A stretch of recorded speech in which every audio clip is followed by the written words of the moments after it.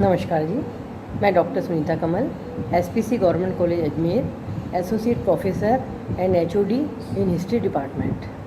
देखिए विद्यार्थियों, आज हम लोग जो टॉपिक डिस्कस करने जा रहे हैं वो है सिंधु धर्म।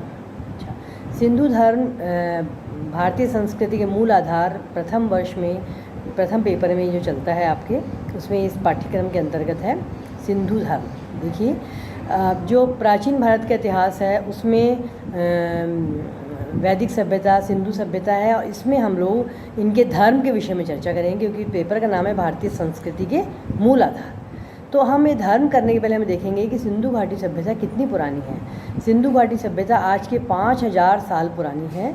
1920-22 तक ये माना जाता था आज तक कि वैदिक सभ्यता ही सबसे अधिक प्राचीन सभ्यता है, लेकिन जब 1920-22 में खोज हुई, राखलदास बनर्जी, दयाराम साहनी, माधव स्वरूप वत्स, इन्होंने ये बताया कि जो खोज में जो अवशेष मिले उसमें ये पता पड़ा कि सिंधु घाटी सभ्यता अधिक पुरानी है वैदिक सभ्यता से। पर दुर्भाग्यवश सिंधु घाटी सभ्यता की लिपि जो है उसको अभी तक पढ़ा नहीं जा सका है। और लेकिन अब हमें कुछ कैसे पता पड़ा, हम किसी भी चैप्टर को जानने के लिए हमें पहले कहाँ जाना पड़ता है, उसके सोर्स के अंदर जाना पड़ता है।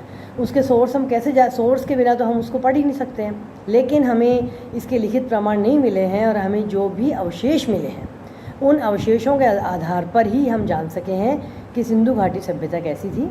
तो हम उसके सिंधु घाटी सभ्यता में, सिंधु काल में जो एक धार्मिक स्थिति थी उसके विषय में हम चर्चा करेंगे कि धर्म कैसा था। सिंधु वासियों के धार्मिक अंधविश्वास के बारे में निश्चित रूप से कुछ भी नहीं कह सकते, क्योंकि अब तक की खुदाई में कोई मंदिर नहीं मिला है और न ही कोई लिखित और धार्मिक साहित्य ही प्राप्त हुआ है। पर खुदाई में जो प्राप्त हुआ है उससे पता लगा है हमें मूर्तियाँ, मोहरें और ताबीज, इनसे पता पड़ा है कि ये लोग धार्मिक क्षेत्र में, धर्म के क्षेत्र में कैसे थे और किस चीज़ को ये लोग मानते थे। देखिए, हम इसमें देखते हैं कि सबसे पहले तो ये लोग देवी या शक्ति की पूजा करते थे। ये खुदाई में मातृ देवी या प्रकृति देवी की बहुत सारी मूर्तियाँ मिली हैं। उससे पता लगता है कि उस समय के लोग क्या करते थे, मातृ देवी की पूजा करते थे और मातृ देवी को पशु बलि अथवा नर बलि भी देते थे।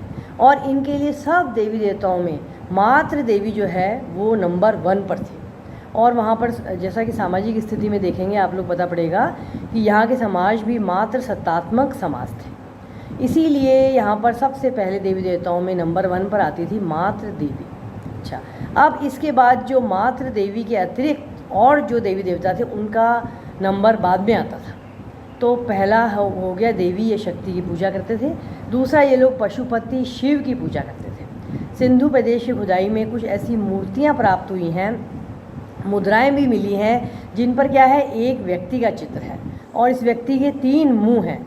उसके मस्तक पर दोनों तरफ सींग है जो दूर से देखने पर एकदम त्रिशूल जैसा दिखाई देता है, और इसके चारों ओर पशु खड़े हुए हैं जिनमें से एक बैल भी है।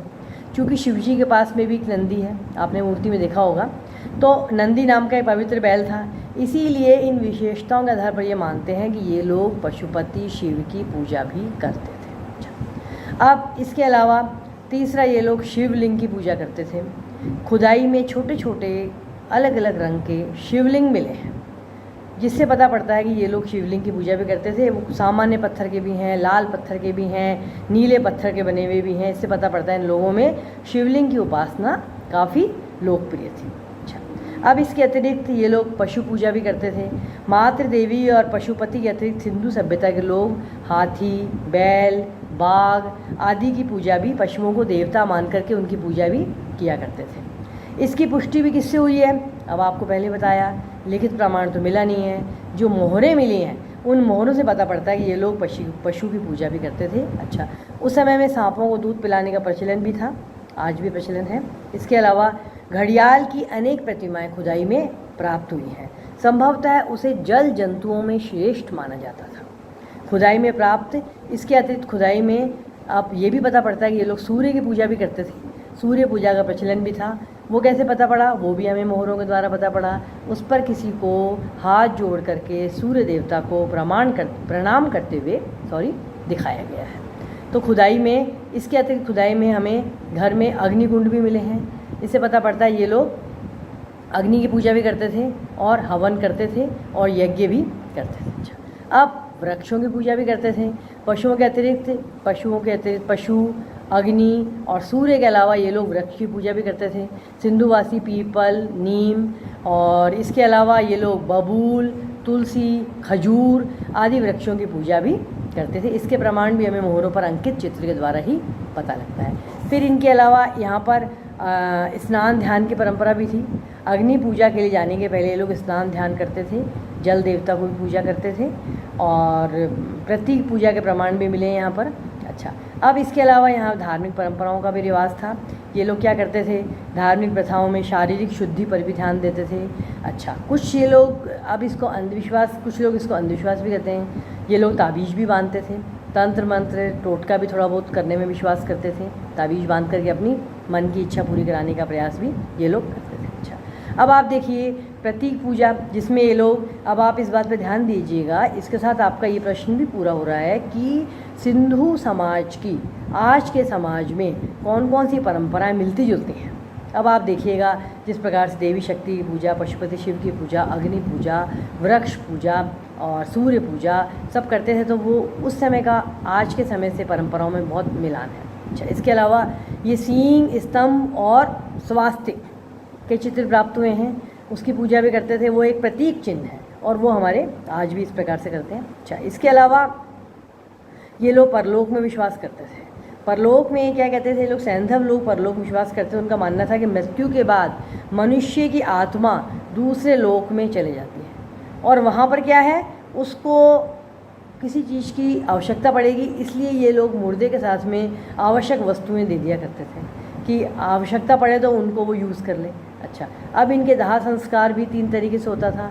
या तो क्या करते थे ये लोग, गाड़ देते थे, या ये लोग क्या करते थे, जला देते थे, या ये लोग पशु पक्षियों के लिए खुला छोड़ दिया करते थे। ये 3 तरीके थे यहाँ पर दाह संस्कार के। अब देखिए विद्यार्थियों, जब तक सैंधव लिपि को पढ़ा नहीं जा सका है, जब तक धर्म के विषय में और कुछ हम निश्चित रूप से नहीं बता सकते हैं, लेकिन हम ये देख सकते हैं कि सैंधव समाज और हिंदू समाज में भी आज के समय में भी काफ़ी बातें जो हैं, अब आप तुलनात्मक अध्ययन करेंगे तो आपको महसूस होगा कि बहुत सी बातें हम आज भी कर रहे हैं जो सिंधु समाज में आज के 5000 साल से भी ज़्यादा वक्त में की जाती थी। धन्यवाद।